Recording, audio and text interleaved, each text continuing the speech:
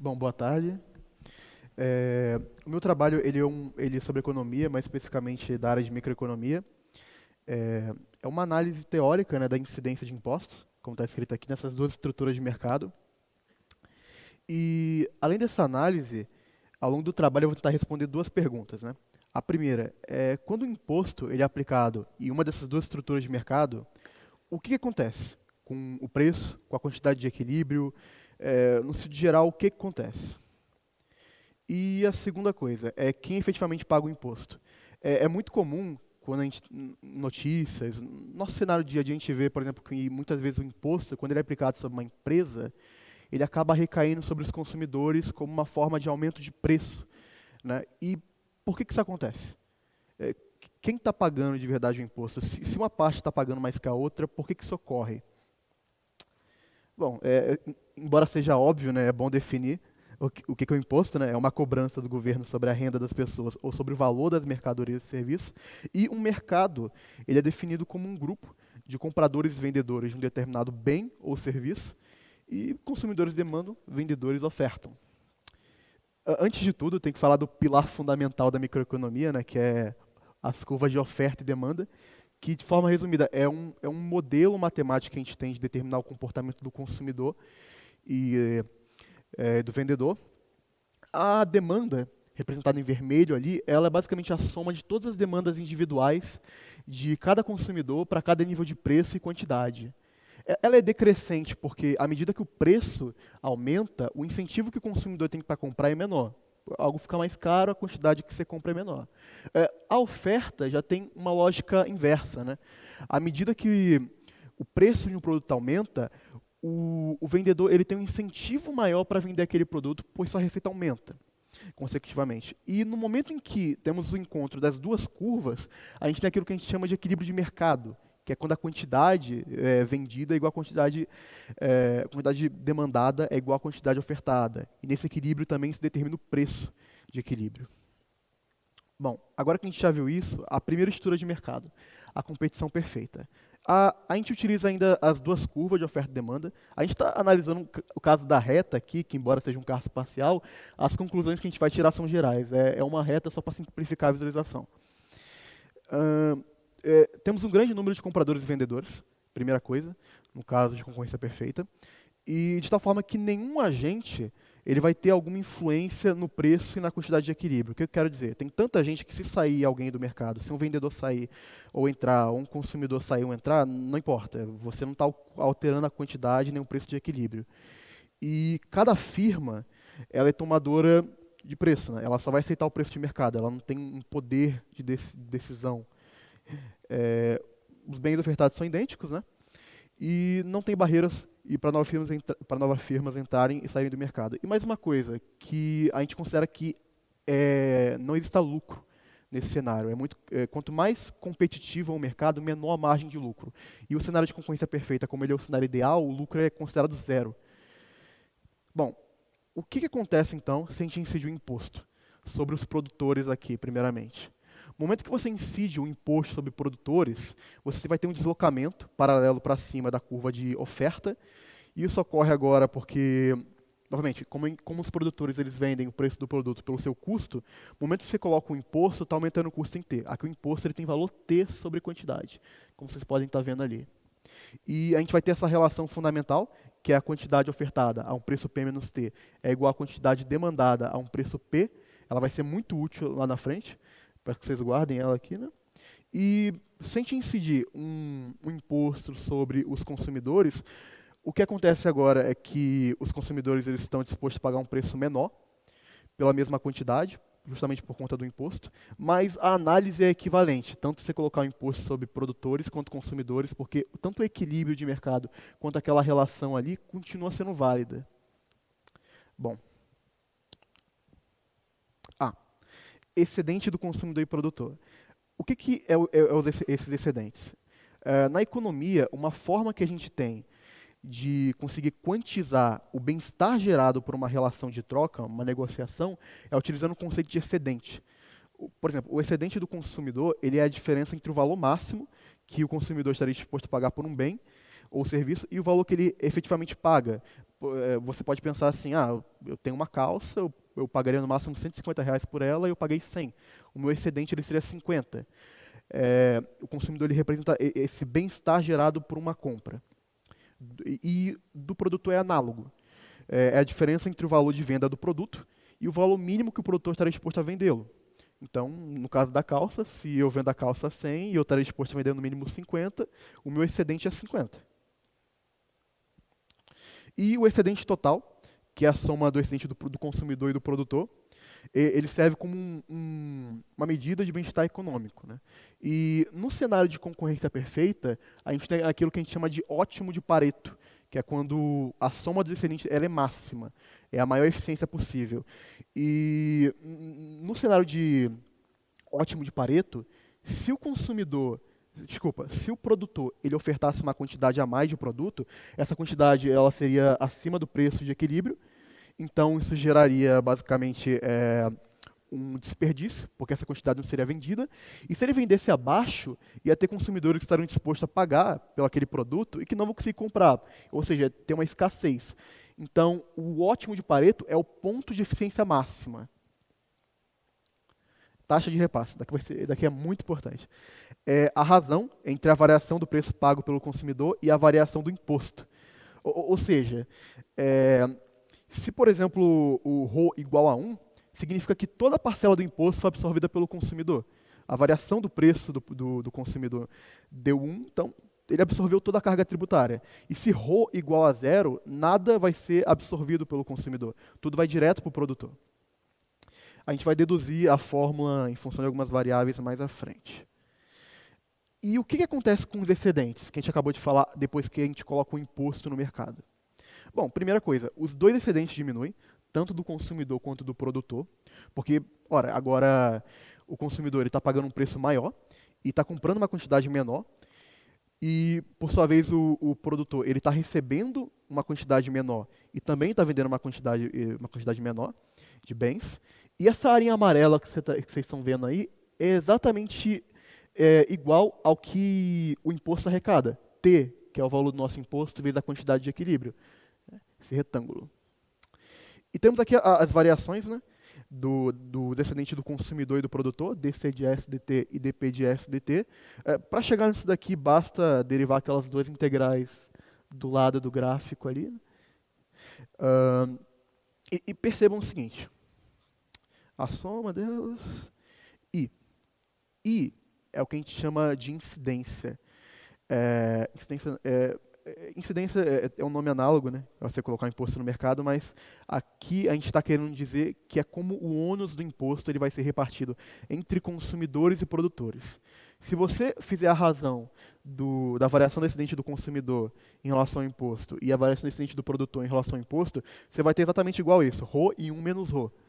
E percebam, ρ, como a gente já acabou de falar, que é a taxa de repasse, é o quanto o imposto ele foi incidido sobre os consumidores. E 1 menos ρ é o que o produtor ele vai absorver do imposto. Se por exemplo, esse ρ igual a 0, para o produtor fica 1, ou seja, ele absorve a carga total do imposto.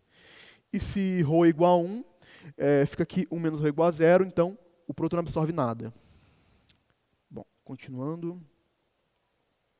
Peso morto. É comum pensar que quando você incide um imposto no mercado, o excedente total ele é dividido em 3 somente. Uma parte vai para os consumidores, uma parte é a arrecadação do imposto e outra parte é o excedente do consumidor. Só que tem uma área que não é aproveitada por nenhum agente, que é esse DWL aí, que do inglês é Deadwood Loss, é isso mesmo. E é uma redução do bem-estar devido a uma alocação ineficiente de recursos. Quando você coloca o imposto no mercado, você está tornando aquele mercado mais ineficiente do que na situação do ótimo de Pareto. Então, você tem uma área que ela não é absorvida por ninguém, é simplesmente ineficiência. E quanto maior a elasticidade da oferta e da demanda, maior o peso morto. Mas, beleza, o que é elasticidade da oferta e da demanda? A elasticidade da oferta e da demanda ela, de forma resumida, é simplesmente a variação da quantidade demandada e da quantidade ofertada em relação à variação do preço. Ela tem um significado intrínseco, que tem a ver com poder de barganha. Por exemplo, se um consumidor que ele é muito elástico, que ele tem uma variação muito grande dessa quantidade demandada quando o preço varia, no momento que o preço aumenta, a quantidade que ele compra diminui muito. E da mesma forma que se o preço diminuir muito para o produtor, a quantidade que ele vende também cai muito. Então, se a gente voltar aqui, ó, vocês podem perceber que essa elasticidade, elas correspondem também às tangentes, né? A dx dt, como você pode pensar, dx dy, né? E quanto maior a elasticidade da demanda, menor o ângulo da curva de demanda em relação à horizontal. Então, você percebe que aquela área ela começa a aumentar muito, quanto maior a elasticidade da demanda e da oferta. Por isso, quanto maior a elasticidade, maior o peso morto. Continuando. Beleza, voltando para aquele equilíbrio que a gente viu lá no início na concorrência perfeita, no ponto de equilíbrio de mercado após a incidência, essa relação ela é fundamental para entender como é que funciona o repasse do imposto. A partir disso, a gente tem a nossa dedução, entendeu? Que eu não vou ficar explicando as contas, a gente deriva de um lado e tá aí. E a gente tem a taxa de repasse. A taxa de repasse, ela tem duas variáveis. Ela tem a elasticidade da demanda e a elasticidade da oferta. Percebam que se essa razão ela for muito alta, ou seja, a elasticidade da demanda ela for muito maior comparada à elasticidade da oferta, ρ tende a zero. Ou seja, o consumidor tende a não pagar nada. Enquanto que se essa razão ela for muito pequena, ρ tende a 1. Ou seja, o consumidor ele tende a absorver a boa parte da carga. E percebam o seguinte, produtores muito elásticos, no momento que o imposto é incidido em um mercado, eles podem simplesmente decidir sair do mercado, diminuir a quantidade que vendem, focar em outras coisas, eles podem simplesmente não querer vender. Então, ou o consumidor ele absorveria a carga, ou o produtor sai do mercado. Da mesma forma que se um consumidor muito elástico, ele pode simplesmente decidir substituir o produto, não comprar. Então a carga ela seria em boa parte absorvida pelo produtor. Depende dessas duas variáveis. E o que acontece, por exemplo, se a gente não começou do zero, né? A gente começou de um cenário que não tem imposto e depois incidiu o imposto. A gente começou entre o imposto T0 e depois foi para o imposto T1. A resposta é relativamente simples. A gente considera basicamente uma taxa média ponderada do imposto que é aplicado. Temos as variações aqui do excedente do consumidor e do produtor, que basicamente a gente só passou o DT para o outro lado e integrou. Foi isso. E a gente pode considerar uma taxa média de repasse, né? E uma incidência média, para a variação entre T0 e T1. Monopólio. Beleza. Um monopólio, normalmente é bom definir, né? Embora pareça óbvio, é uma estrutura de mercado em que temos uma única firma que ela é responsável pela venda de determinado bem ou serviço. No caso de um monopólio, é bom considerar o seguinte, não existe curva de oferta. O monopolista ele determina ele tem um preço e uma quantidade que ele vai vender, ele não tem uma curva. E tem outras duas curvas que é fundamental a gente analisar nesse caso, que é receita e custo marginal. Embora ele não tenha uma curva de oferta, ele tem essas duas curvas. Que a curva de custo marginal é basicamente a variação do custo em relação à variação de uma quantidade, adicional ou não. Por exemplo, quanto o meu custo ele aumenta se eu aumentar uma quantidade a mais de um produto que eu vou vender. E a receita é análoga, a receita marginal. A variação da receita pela variação de uma quantidade a mais nesse mercado. E representa um desvio do ótimo de Pareto que a gente viu antes. Bom, eu vou falar mais à frente ali da perda de bem-estar, então continuando. Maximização do lucro. O que acontece? O monopolista ele vai decidir a quantidade que vai maximizar seu lucro. E a gente considera que exista um lucro máximo porque, ele vai começar a vender uma quantidade de produto, ele vai aumentar a quantidade que ele está vendendo, até certo ponto que se ele aumentar mais essa quantidade, ele vai começar a desvalorizar aquilo que ele está vendendo e vai começar a diminuir seu lucro. Então a gente considera que exista um máximo também, porque se não existisse, ele ia aumentar infinitamente o lucro, que é um absurdo. E esse máximo ele é definido, basicamente temos o lucro, deriva igual a zero, e a gente chega que esse lucro ele ocorre no ponto em que a receita é igual ao custo marginal. Por isso que aqui, como vocês podem estar vendo, ó, a quantidade de equilíbrio é exatamente no encontro das duas curvas. Eu falo curva, mas é uma reta, né? E tá, e como é que fica o excedente do produtor e do consumidor num cenário de monopólio? A área em cinza é, novamente, uma perda de bem-estar, não mais pelo imposto, mas sim por conta do monopólio, que é um desvio do ótimo de Pareto. Só por isso o excedente ele já é menor do que no caso de concorrência perfeita. E percebam que o monopolista ele tem um aumento no seu excedente em detrimento de uma diminuição do excedente do consumidor. E esse mesmo excedente do produtor aqui, ele corresponde também igual ao seu lucro, porque o preço que ele está vendendo é exatamente igual ao preço por quantidade, e o valor mínimo que o monopolista estaria disposto a vender seria igual ao seu custo, que é essa área branca aqui.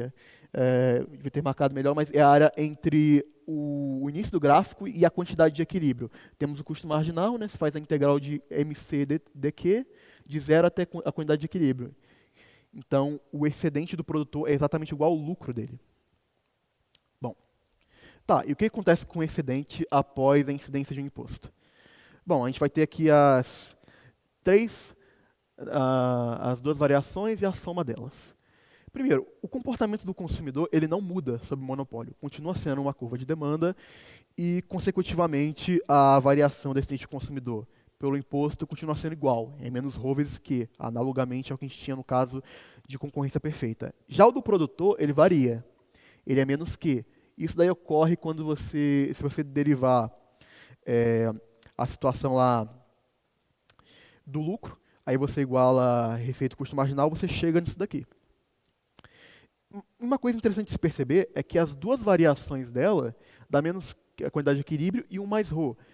E percebam que no caso da concorrência perfeita, dava só menos a quantidade de equilíbrio. Aqui a gente vai ter uma perda uma variação dos excedentes maior do que a gente tinha antes. E essa variação, ela corresponde justamente a essa perda de bem-estar que vocês estão vendo ali. Tanto uma variação por conta do imposto, a área amarela, né? E tanto por conta da perda de bem-estar do imposto, que agora também é maior. Bom, continuando. Passa outro aqui. E tá, como é que a gente define agora uma fórmula de repasse para o caso do monopólio, né? A gente considera o caso do lucro do monopólio ajustado quando você aplica o imposto. Com isso, a gente tem esse desenvolvimento aqui. E desenvolvendo mais ainda, a gente chega nessa fórmula de repasse aqui. Embora esteja...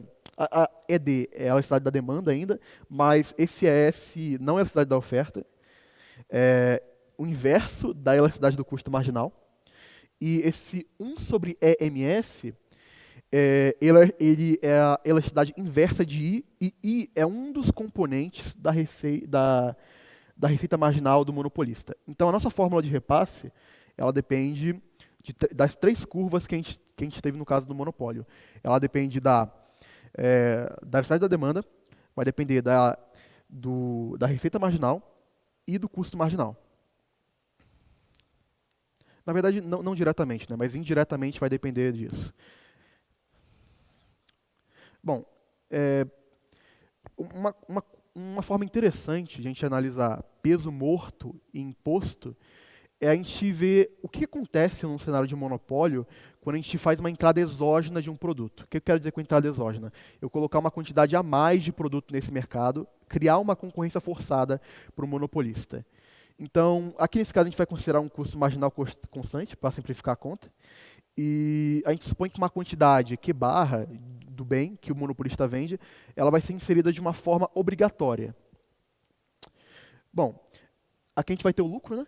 A gente tem no primeiro caso o lucro ajustado para a aplicação do imposto, e a gente tem um caso do lucro depois da entrada exógena. A gente considera Q não mais a quantidade que o monopolista vende, isso é a quantidade total de mercado, e Q barra a quantidade exógena. Então a quantidade do monopolista seria Q menos Q barra, né? A gente deriva os dois, iguala uma coisa a outra, aí depois de algumas contas a gente chega no seguinte resultado. Uma variação na quantidade total por uma variação na quantidade exógena varia a mesma taxa de Q ρ. E, bom, continuando, vai ter mais conta aqui para frente. É, a gente definiu M ali em cima, que é basicamente P menos MC, só para simplificar. A gente tem uma variação da perda de bem-estar por uma variação da quantidade.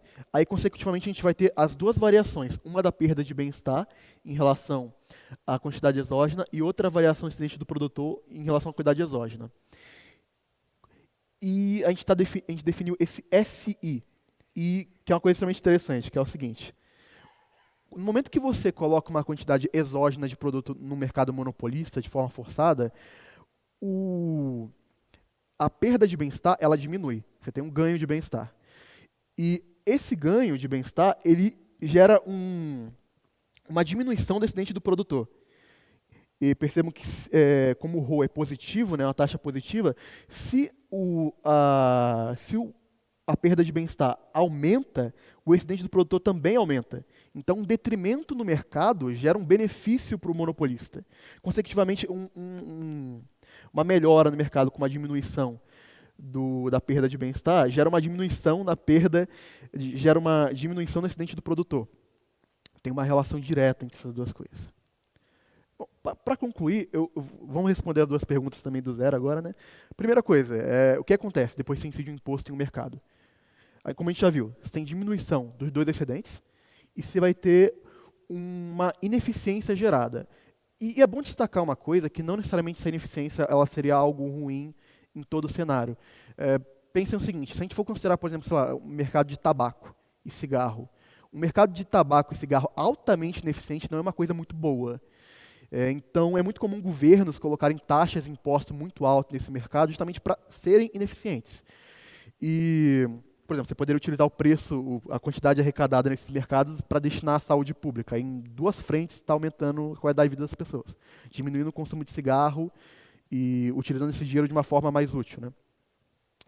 E a resposta, quem paga imposto, ela depende nos dois cenários, do fator elasticidade da demanda. É claro que muda, né? Tem a elasticidade da oferta no cenário de concorrência perfeita e tem ali o custo marginal e a receita marginal. Não diretamente, mas indiretamente. Essas duas curvas. Mas, de forma geral, mesmo num cenário de concorrência perfeita, se a elasticidade da demanda é baixa, no momento que você incide um imposto nesse mercado, quem vai absorver ele vai ser praticamente o consumidor. E no cenário de monopólio, se você tiver uma elasticidade do consumidor que ele é muito alta, praticamente o monopolista vai absorver tudo. Então, para a nossa pergunta, quem paga o imposto vai depender em grande medida da elasticidade da demanda. E uma última coisa a se considerar, né? Que a incidência ela não ocorre de forma arbitrária. Independente de quem seja o responsável legal, né, do que a gente viu aqui, porque a gente incidiu sobre o consumidor e depois viu sobre o produtor, pelo menos em concorrência perfeita, né? Mas as duas análises são equivalentes. Mesmo se eu incidir sobre o produtor e depois incidir sobre o consumidor, o equilíbrio de mercado é o mesmo e a forma como o imposto vai ser repassado é a mesma. Então, a repartição ela é determinada pela força e pela lei de mercado, e não por uma legislação formal, não quem paga oficialmente a taxa. Essas foram as minhas referências. Basicamente isso. Obrigado.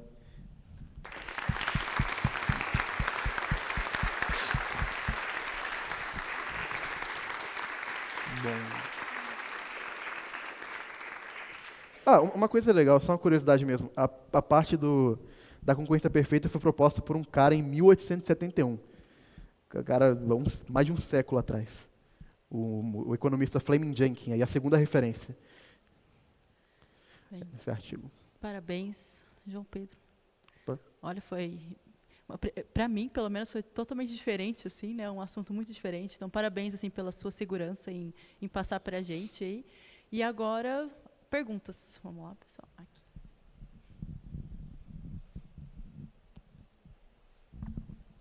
Parabéns pela apresentação. Eu tinha uma dúvida bem no comecinho sobre o gráfico de oferta e demanda. Oferta é a quantidade de produto que tem no mercado disponível, ou não? Bom, A oferta, ela representa a quantidade, a soma das quantidades que estão sendo ofertadas por cada produtor, a soma total.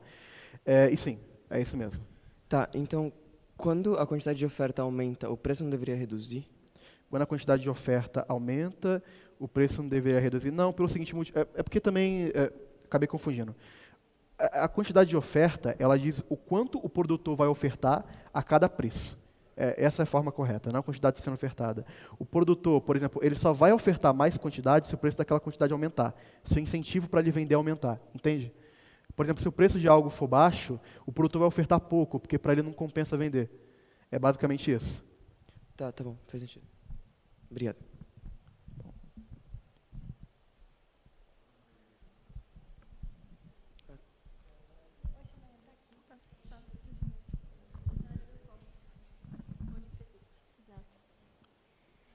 Primeiro, parabéns aí, José. Achei muito boa a sua apresentação, apesar de eu não entender muito bem de economia, isso é um fato, mas você arrasou aí.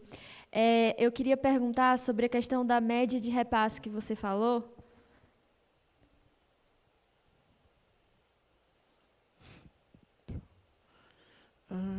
Isso, de taxa média de repasse. Essa fórmula, né, esse cálculo, ele só pode ser aplicado no caso de um cenário em que não existe imposto e aí a gente coloca um imposto, ou ela pode ser aplicada para o caso de que já existiu um imposto e aí eu vou aumentar esse imposto? Então, a ideia é justamente a gente ver a incidência com um mercado que já teve imposto aplicado antes, variando de T0 e T1. T0 não seria um imposto zero, seria tipo um imposto inicial.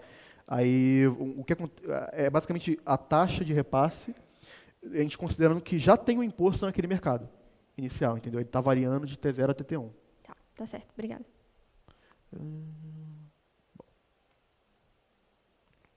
Fato.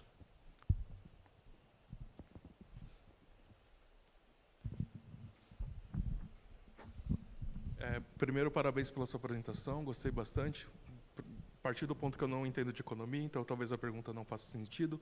Mas, pelo que eu entendi da sua apresentação, você está trabalhando muito com posições de equilíbrio ali, né? O preço de equilíbrio, de acordo com oferta, Sim. demanda e etc.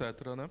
A pergunta é, a gente consegue modelar também a dinâmica? Se você colocar algo que perturbe o seu sistema, por exemplo, algo que afete as curvas de oferta e demanda, ou a Sim. posição do imposto, é possível calcular, modelar essa tendência para a média? Então, eu lembro que eu coloquei aqui no início, na parte de... Eu devia ter citado isso daqui com... calma... Bom, é o seguinte, fatores que alteram as curvas de oferta e demanda podem ser custos, renda, tudo isso, as nossas fórmulas aqui, elas respondem às perguntas. Se você, por exemplo, tem um aumento no custo, você vai ter um deslocamento da curva de oferta para baixo. Entendeu? Se o custo diminuir, você vai ter um deslocamento da curva de oferta para cima, paralelo. Se você tem a demanda, se tem um aumento de renda, as pessoas têm uma renda maior, você vai ter um deslocamento da curva de demanda para cima. Então, tem fatores que alteram o preço de mercado que não são impostos necessariamente, e mesmo assim o que a gente falou é válido, não muda a análise.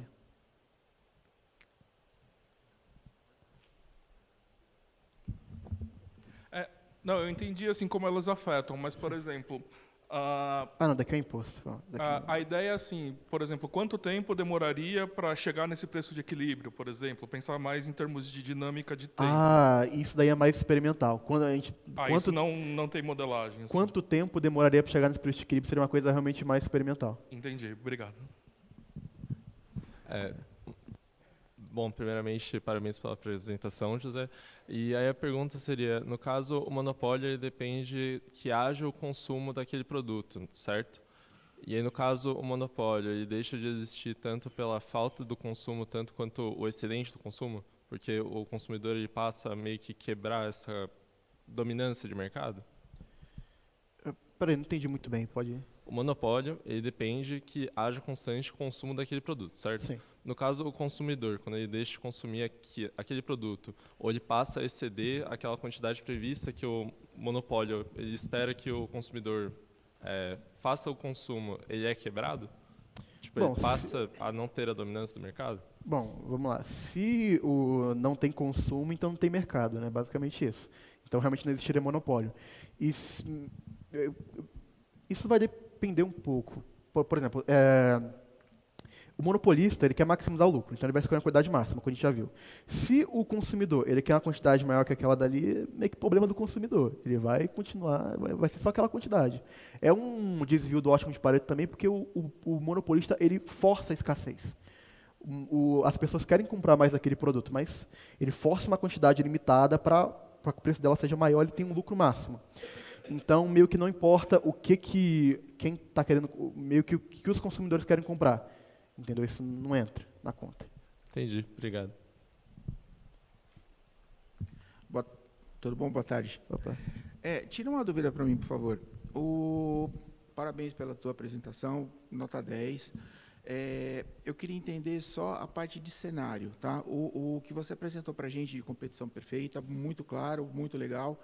Mas, assim, em termos de cenário, você considerou apenas uma condição de venda de camada única, por exemplo, um produtor, um consumidor, ou você considerou hipóteses de camadas adicionais? Por exemplo, um produtor um item que vai ser utilizado para ser fabricado, um produto para revenda. Neste caso, por exemplo, no Brasil, você tem a parte de transferência dos impostos, né? Então, assim, você tem a recuperação de imposto.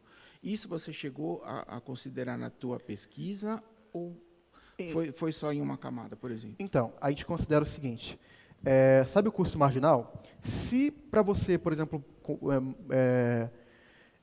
para você, o custo para que você tem... Putz, travei aqui, foi mal.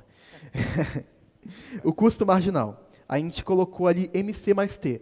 Mas esse custo marginal, ele no sentido geral, ele pode, por exemplo, ser todo o custo necessário para montar aquele objeto que vai ser vendido, para produzir aquele objeto que vai ser vendido. E dentro desse custo marginal, só o MC puro, já pode ter imposto de outros produtos, entendeu, lá atrás, que já tiveram imposto sobre eles. Então, o MC, ele já conta todo o custo. Isso nesse custo, os fatores de produção já sofreram incidência de imposto, já está contabilizado. Isso não altera. Tá, mas no caso, por exemplo, uma das camadas, a empresa da primeira camada, por exemplo, ela consegue recuperar esse imposto que, teoricamente, haveria incidência. Nesse ponto, você já considerou essa parte de recuperação do imposto? Como assim recuperação? Você compra uma matéria-prima, Sim. você fabrica um produto para que o consumidor final compre esse produto. Então, assim, o imposto que é pago na aquisição da matéria-prima, ele é recuperado no momento que o consumidor final ele compra o produto final. Ele paga o imposto pelo produto final e esse imposto que foi pago na aquisição da matéria-prima, ele entra como uma recuperação. Entendeu? Ele volta para a empresa ou é descontado num segundo momento como forma de crédito para a empresa. Então, seria só o lucro, não? Tipo, é basicamente isso. Meu lucro só diminui no momento que o imposto ele é aplicado. Seria só o lucro. Não, tudo bem, entendi, perfeito.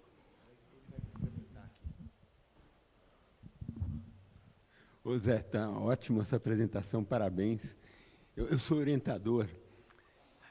Teve uma pergunta lá, e essa pergunta, que tratam de temas que a gente não estudou na nossa monitoria, mas deixa eu rapidamente dizer. Você fez uma pergunta de dinâmica microeconômica, né?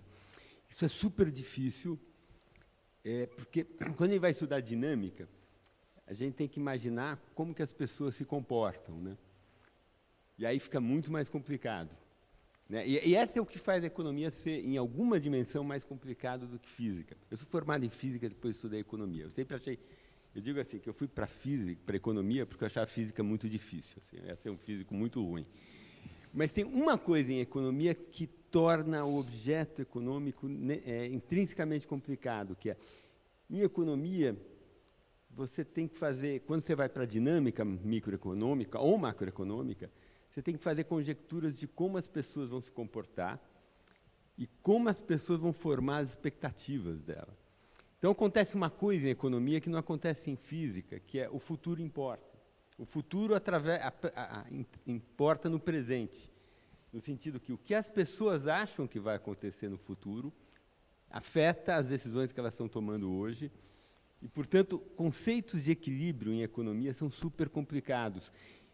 E são muito mais, nesse sentido, muito mais complicados do que o conceito de um equilíbrio, de uma dinâmica newtoniana. E eu, quando eu fiz essa transição da física para a economia, eu demorei muitos anos para entender esse conteúdo que é o equilíbrio em economia. Ele envolve uma determinação múltipla de todos os intervalos de tempo para gerar equilíbrio naquele ponto. É por isso que a gente sabe pouca coisa de dinâmica macro, micro, é um assunto muito complicado. O seu tema, você está falando de imposto sobre valor adicionado, né, que é uma pergunta super presente, porque a gente acabou de ter uma reforma tributária, que eu acho que vai ser super legal para o país, e o que você está dizendo aqui, o cara recupera. Nesse sentido, quando você tem uma produção que ocorre em diversas etapas, e você tem os impostos em cada etapa, e quando o cara compra na etapa seguinte, ele recupera o imposto que foi pago, dá para mostrar que isso é equivalente a um imposto que incide somente sobre o consumidor. Então, um imposto sobre valor adicionado bem feito, por isso que a gente gosta dele, é que ele não interfere nas decisões de produção, porque como o cara, nas diversas etapas produtivas, ele recupera os créditos, no frigir dos ovos, quem vai pagar aquele imposto é o consumidor final. E aí a análise que o Zé apresentou para a gente é toda válida. E essa análise vai ser a mesma, independente da estrutura de produção. Se for uma firma que produz tudo, desde a matéria-prima até o produto final, ou você tiver uma produção em diversas etapas, em diferentes firmas, até o produto final, no mercado de bem final, a apresentação que Zé fez para nós, ela é válida e ela independe de qualquer estrutura da produção.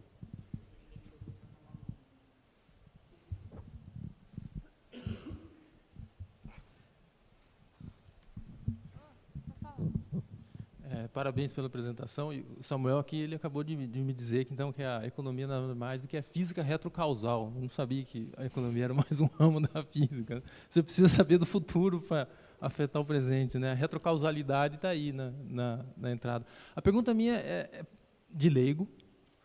Nas representações dessas curvas de preço, são todas retas, lineares. Isso é um jargão da área, porque o comportamento dessas curvas poderiam ter outros padrões, dependendo do tipo da indústria. Eu não sei se isso é uma característica de representação apenas para, está crescendo, está diminuindo. Então, essa é a primeira pergunta. A segunda é, você analisou os dois casos extremos, né? Uma concorrência perfeita, né? E monopólio, né? O mundo real ele é uma sobreposição ou uma combinação, na maior parte das vezes, dessas duas coisas. E eu gostaria de saber em que sentido esses modelos poderiam ser utilizados também para ajudar a entender situações mais próximas do mercado, né, que existem por aí. Obrigado. Então, só a primeira pergunta é sim. Tipo, a curva, por exemplo aqui, a curva do custo marginal. É muito comum a gente considerar a curva do custo marginal como sendo quase uma coisa que tem uma concavidade para cima. Tipo, ela começa, ela decresce e sobe. Aqui é só uma reta, literalmente, só para facilitar a conta. Mas, em casos de produção, é muito comum isso. Tipo, você tem um custo inicial para produzir aquilo dali. À medida que você vai adquirindo maquinário, você vai melhorando a produção, o custo por quantidade vai caindo, até o momento que, se você quiser produzir bem mais daquilo dali, o custo volta a subir. Entendeu? Então, existe N curvas diferentes de custo e custo marginal, e etc. E sobre a sua segunda pergunta, deixa eu tentar passar para o slide final aqui. Enquanto isso, essa primeira referência aí, pass-through, gas economic tal, princípio, a primeira e segunda parte dele era sobre o que eu estava falando, que era concorrência perfeita e monopólio. A terceira parte dele é sobre incidência para qualquer caso, que ele usa para qualquer caso, entre aspas, porque ele usa o índice de Lerner.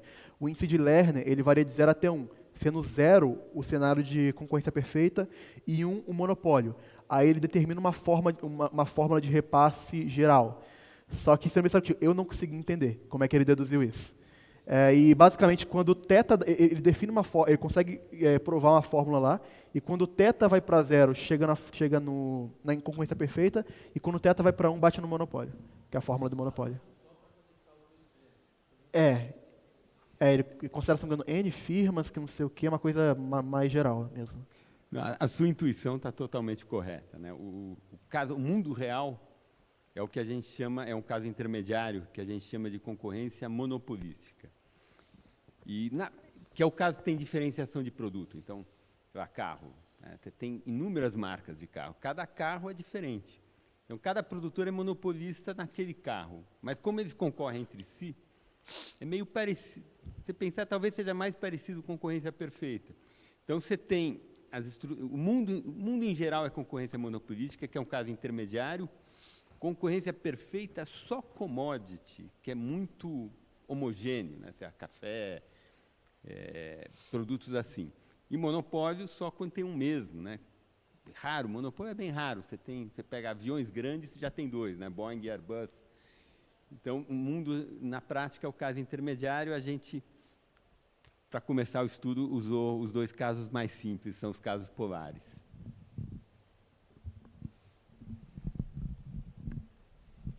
Parabéns pela apresentação também. Eu sou totalmente ignorante em economia e eu acho que eu saí aprendendo um pouquinho mais, sabendo um pouquinho mais do que eu entrei. Algo intermediário entre analisar o ponto de equilíbrio e analisar a dinâmica, né? Seria, por exemplo, analisar a estabilidade desse equilíbrio, que ainda é uma análise que se poderia fazer só assim, com pequenas perturbações, né? E isso eu queria saber assim, o quanto disso é feito, né? Porque assim, a existência em física a gente sabe muito, né? Assim, o fato de ter um ponto de equilíbrio, a natureza pode não estar nem aí para ele, porque se for um equilíbrio instável, assim, você nunca realmente vai evoluir para lá. E por outro lado, assim, quando você faz aquela análise de que, vamos supor que eu começo com uma taxa de imposto e mudo essa taxa. Aí você tem, né, você define algumas quantidades, como aquele ROMED e tudo mais. Mas meio que pressupõe que, olha, você tinha um ponto de equilíbrio e você fez uma pequena mudança e você assume, sem entrar em detalhe de qual é a escala de tempo, que aí envolveria realmente uma dinâmica, mas você pode, sim, se você assume que você vai para o outro ponto de equilíbrio, meio que está pressupondo que esse equilíbrio é um equilíbrio estável, certo? Então eu queria saber até que ponto é feito esse tipo de análise. Então, eu realmente não sei muito bem sobre esse ponto. Você fala teórico ou experimental, essa análise teórica, né? Teórica. É porque a análise que a gente faz, ela é praticamente... Não, ela é puramente matemática, né? Então a gente considera que o equilíbrio é 100% estável e qualquer variação dele, seja, sei lá, eu estou adicionando um DT na curva, eu estou mexendo nela. A gente não considera que essa curva ela varia por conta própria, né? Tipo, sei lá, na física um MHS, por exemplo, tem um equilíbrio, o negócio fica mudando. Assim, tipo, então, minha pergunta é mais no seguinte sentido, né? Eu imagino o seguinte, como a gente, embora não viva num mundo perfeito, essa descrição de oferta e demanda, eu imagino grosso modo, funcione, então é a mesma coisa, né, que em física. Assim, se o sistema, ele, grosso modo, funciona desse jeito, é porque muito provavelmente ele tem uma certa estabilidade, né? Senão, assim, o mundo seria muito diferente, o mundo econômico seria muito diferente do que a teoria analisada, usando pontos de equilíbrio, está provando. Só que talvez exista, sei lá, alguma análise que mostre, olha, funciona, mas porque os parâmetros, né, associados a esse ponto de equilíbrio são tais. Se você promover uma mudança muito grande, de tal maneira que esse ponto de equilíbrio migre, sei lá, para uma região do seu espaço do gráfico lá, uma região muito diferente, não, aquele ponto, esse novo equilíbrio, ou seja, seria um cataclismo econômico, sei lá, assim. Esse ponto de equilíbrio não vai ser atingido porque ele deixou de ser estável. Então, era mais nesse sentido de uma análise teórica, né, do que seria necessário para que esse ponto de equilíbrio, que imagino eu que até daria para fazer do ponto de vista puramente teórico, né, uma análise de equilíbrio do ponto de estabilidade, no sentido, se eu fizer alguma pequena perturbação de algum parâmetro que, evidentemente, a gente tem como descrever no modelo, se ele tende a retornar para o equilíbrio, né, ou se não, é uma coisa catastrófica, que aí vai para uma coisa que é completamente impreditível. Né? Então, era mais nesse sentido. Sendo sincero, eu não faço ideia. Não, ótima pergunta. Essa é uma pergunta que os economistas se fazem. Né? Em geral, em modelos simples, a maximização de lucro garante. Porque se você estiver fora do lucro, o que põe a economia de novo no equilíbrio é que o produtor quer maximizar o lucro. Né? Então, ele vai alterando as quantidades que ele oferta no mercado até ir naquele ponto, que aquele ponto é o máximo dele. Agora, quando você tem Porque esse é um mercado muito simples que a gente estudou, que é o mercado só de um bem, né? Em geral, você tem inúmeros bens. E aí, estabelecer condições de estabilidade, nesse sentido que você perguntou, em condições mais gerais, a gente tem que fazer umas hipóteses meio fortes demais relativamente à preferência das pessoas. A gente tem que supor que as preferências das pessoas são meio bem comportadas demais, e a gente sabe que isso nem sempre é verdade. Então, não tem muito problema se as oscilações, se as perturbações forem locais, mas por perturbações muito grandes, você pode mudar o equilíbrio. Assim.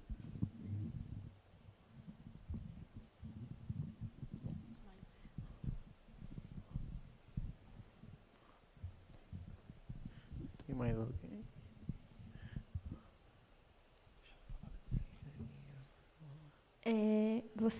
Tu falou antes sobre... Dá para voltar um pouquinho? Era alguma coisa do monopólio relacionada... Era a palavra exógena. É porque eu lembro dessa palavra. Isso, da entrada exógena. Né? Que você fala que é uma coisa que, de certa forma, é uma quantidade que o monopólio é obrigado a vender por uma imposição de fora, né? Então, monopólio é uma entrada de produto análogo ao que o monopolista vende que entra no mercado. É uma concorrência forçada. Isso. E que exemplos, na vida real você teria disso? Que exemplos na vida real eu teria disso? Bom, deixa eu pensar aqui. Que exemplos na vida real eu teria disso? Rapaz, boa pergunta, hein?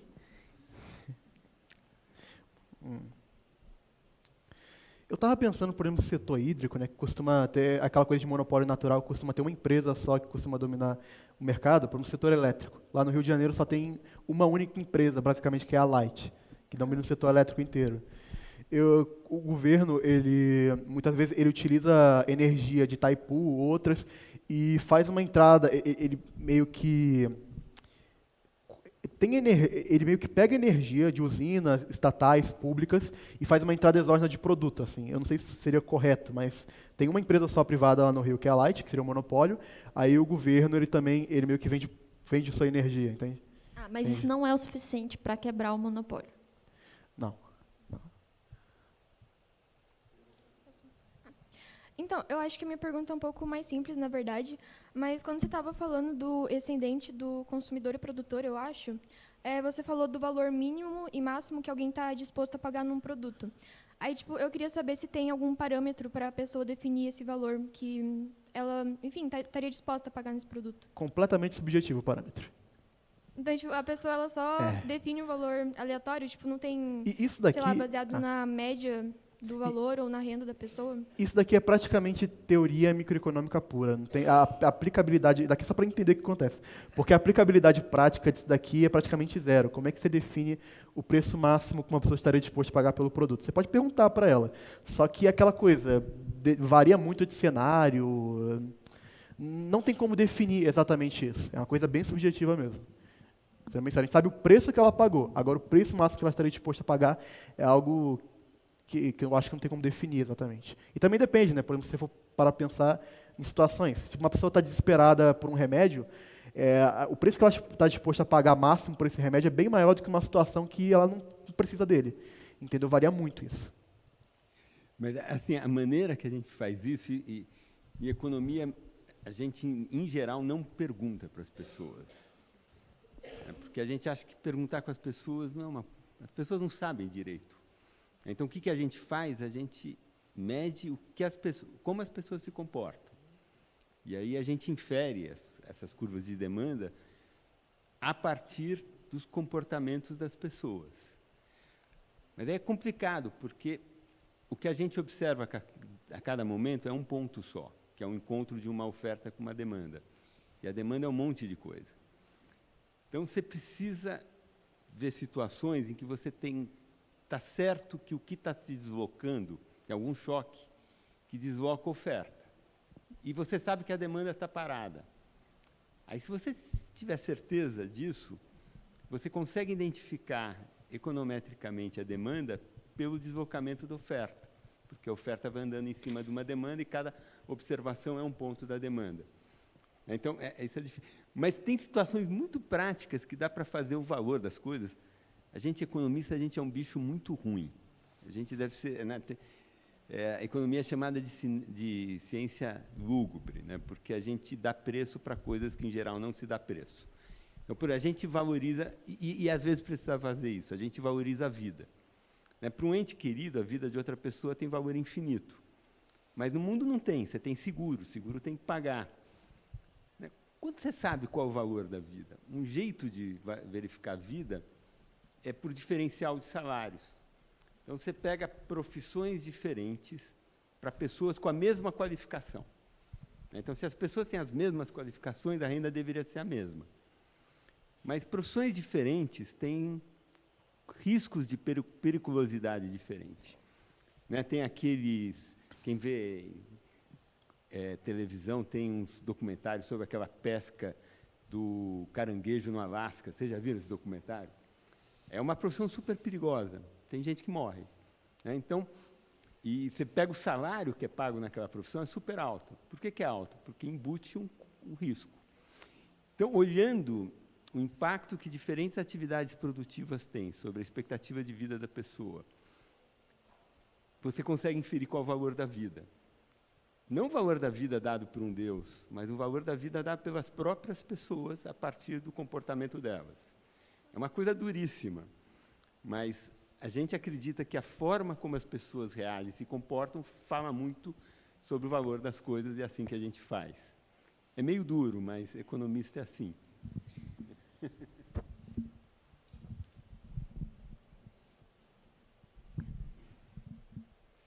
Mais alguma pergunta? Não, então, obrigada. José Pedro, desculpa pelo erro inicial. Tudo bem. Agora eu gostaria, então, de chamar o professor Ricardo para entregar o certificado e também o professor Samuel, que foi orientador desse trabalho.